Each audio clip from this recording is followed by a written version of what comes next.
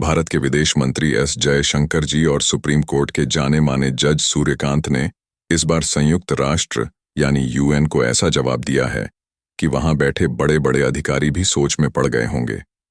जो बात लंबे समय से भारत के लोगों के दिल में थी, वही बात आज सरकार और कोर्ट दोनों ने खुलकर कह दी।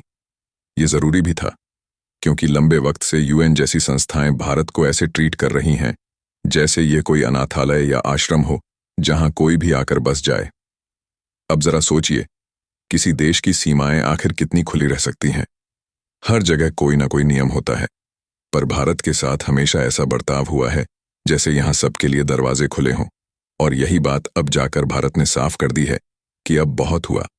तो चलिए समझते हैं आखिर पूरा मामला है क्या।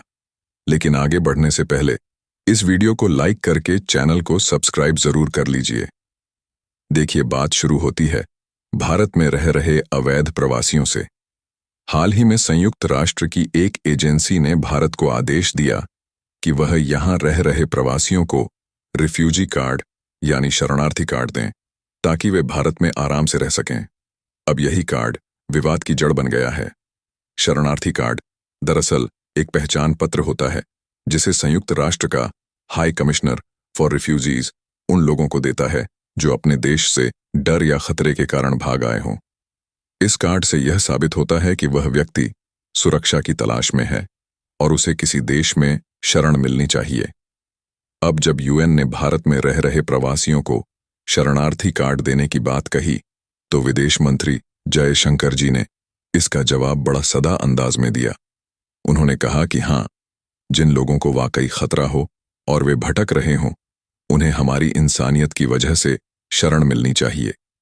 लेकिन इसका मतलब यह नहीं कि पूरी दुनिया के शरणार्थियों को भारत भेज दिया जाए। भारत के पास संसाधन सीमित हैं और पहले से ही जो बोझ है वह बहुत भारी है। जयशंकर ने यह भी बताया कि भारत ने पहले ही कई समुदायों को आश्रय दिया है, जैसे तिब्बती शरणार्थी, श्रीलंकाई तमिल शरणार्थी, अफगान शरणार्थी और रोहिंग्या शरणार्थी। लेकिन इस बहुमत के बावजूद सरकार ने यह स्पष्ट कर दिया कि हर व्यक्ति को शरण देने की स्थिति नहीं है। आंकड़ों की बात करें तो भारत और यूएनएचसीआर की रिपोर्ट बताती है कि 2024 के अंत तक भारत में लगभग 2400 शरणार्थी और आवेदक पहचाने और पंजीकृत किए गए हैं। इनमें अधिकांश म्यांमार के रोहिंग्या और अफगानिस्तान से हैं। यूएनएचसीआर के आंकड़ों के अनुसार भारत में चीन तिब्बती शरणार्थी सहित से लगभग 623 लोग पंजीकृत हैं। म्यांमार से लगभग 1823, श्रीलंका से 867 और अन्य देशों से लगभग 643 शरणार्थी हैं। एक अन्य रिपोर्ट बताती है कि भारत में लगभग 39,000 शरणार्थी ऐसे हैं जो यूएनएचसीआर से पंजीकृत हैं, जिनमें म्यांमार से लगभग 49,397 और अफगानिस्तान से लगभग 1,573 शामिल हैं। इसके अलावा तिब्बती और श्रीलंकाई शरणार्थियों को भारत सरकार भी मान्यता देती है। भारत ने 1951 का रिफ्यूजी कन्वेंशन हस्ताक्षर नहीं किया है, इसलिए भारत पर वह अंतर्राष्ट्रीय कानून लागू नहीं होता जो कन्वेंशन दलों पर लागू होता है। इसी वजह से सुप्रीम कोर्ट के जस्टिस सूर्यकांत ने यह कहा कि यूएन द्वारा जारी रिफ्यूजी कार्ड की कानूनी मान्यता भारत में स्वतः नहीं होती। जयशंकर ने यह भी कहा कि भारत की वर्तमान जनसंख्या 146 करोड़ से अधिक हो चुकी है और यहाँ संसाधन सीमित हैं। ऐसे में यह प्राथमिक कर्तव्य है कि पहले अपने देश के लोगों की देखभाल हो। शरणार्थियों की संख्या बढ़ाना अर्थव्यवस्था, शिक्षा, स्वास्थ्य और सुरक्षा पर दबाव बढ़ा देगा।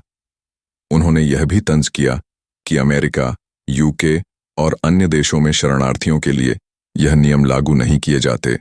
वहां अल्टीमेटम दिए जाते हैं और पूरा सिस्टम बंद कर दिए जाते हैं। फिर ऐसे देशों से भारत की नसीहत देना तर्कसंगत नहीं है। अब जब सुप्रीम कोर्ट के जज सूर्यकांत ने पास के हाल ही के फैसले में साफ कहा कि भारत अपनी सीमाओं और कानूनी दायरे के बाहर की चीजों को नहीं सह सकता, उन्होंने जो कहा वह सिर्फ बात नहीं, यह भारत की संप्रभुता का सवाल है। भारत ने 1951 का रिफ्यूजी कन्वेंशन और 1967 का प्रोटोकॉल साइन नहीं किया है। इसीलिए जो भी अंतर्राष्ट्रीय निर्देश या कार्ड यूएन द्वारा जारी किया जाए, उसकी कानूनी मजबूती भारत पर लागू ही नहीं होती। उन्हें यह भी कहा गया कि रिफ्यूजी कार्ड सिर्फ एक पहचान दस्तावेज है, वह भारत आने और बसने की स्वीकृति नहीं है। कार्ड दिखाकर कोई भी व्यक्ति भारत में आकर शरणाधीन नहीं हो सकता जब तक उसकी पृष्ठभूमि और स्थिति की जांच पूरी ना हो जाए। यदि वह विदेशी कानूनों के मुताबिक पाया गया तो उसे निकाला भी जा सकता है। यह कोई कठोर फैसला नहीं बल्कि देश की सुरक्षा का कदम है, क्योंकि पिछले कुछ सालों में कई ऐसे मामले सामने आए हैं जहां शरणार्थियों के नाम पर आतंकवादी गतिविधियां चली या देश में अवैध व्यापार बढ़ा। याद कीजिए, 2017 में रोहिंग्या शरणार्थियों को लेकर देश भर में विवाद हुआ था, जब केंद्र सरकार ने सुप्रीम कोर्ट में हलफनामा दायर कर कहा था कि कुछ रोहिंग्या आतंकियों के संपर्क में हैं और वे देश की सुरक्षा के लिए खतरा बन सकते हैं। उस समय भी भारत ने कहा था कि मानवीय आधार पर हम मदद कर सकते हैं, लेकिन राष्ट्रीय सुरक्षा सबसे ऊपर है। जयशंकर जी ने भी इसी बात को दोहराते हुए कहा कि भारत का इतिहास रहा है कि उसने हमेशा पीड़ितों को आसरा दिया है, चाहे 1947 के बंटवारे में पाकिस्तान से आए लोग हों, 1999 में तिब्बत से आए शरणार्थी हो या 1971 में बांग्लादेश से आए लोग। भारत ने सबकी मदद की, लेकिन अब हालात अलग हैं और अब भारत को अपनी सीमाओं और संसाधनों की रक्षा करनी होगी।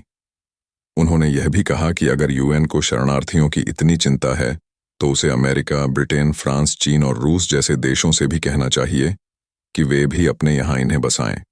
सिर्फ भारत से उम्मीद करना ना तो न्याय संगत है और ना ही व्यावहारिक। आज भारत ने दुनिया को यह दिखा दिया है कि हमारी मानवता अंधी नहीं है। हम मदद जरूर करते हैं, लेकिन अपनी शर्तों पर, और यह शर्तें किसी के दबाव में नहीं बल्कि अपने देश और जनता के हित में बनाई गई हैं।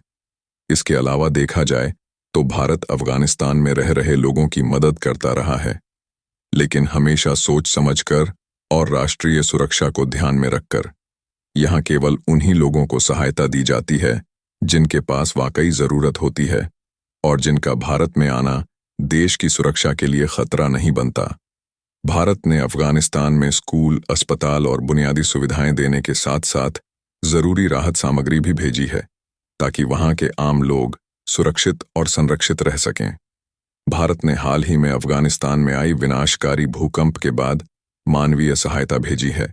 सितंबर 2025 में भारत ने काबुल के लिए 21 टन राहत सामग्री हवाई मार्ग से भेजी, जिसमें तंबू, खाद्य सामग्री, चिकित्सा उपकरण और पानी की सफाई की सामग्री शामिल थी। लेकिन जो लोग भारत आकर बसना चाहते हैं, उनका चुनाव बहुत सोच समझकर और कड़ा जांच परख के बाद किया जाता है, ताकि देश की सीमाएं और नागरिक सुरक्षित रहें। बाकी दोस्तों, अब फैसला आपको करना है। क्या भारत को और शरणार्थियों को जगह देनी चाहिए या फिर अपनी सीमाओं को सख्त रखना चाहिए ताकि देश के लोग सुरक्षित रहें? अपनी राय हमें कमेंट में जरूर बताएं और अगर वीडियो जानकारी पूर्ण लगी हो तो लाइक करें, शेयर करें और चैनल को सब्सक्राइब करके बेल आइकन को ऑल पर जरूर सेलेक्ट करें ताकि ऐसे ही सच्चे और असरदार वीडियो आप तक पहुंचते रहें। जय श्री राम।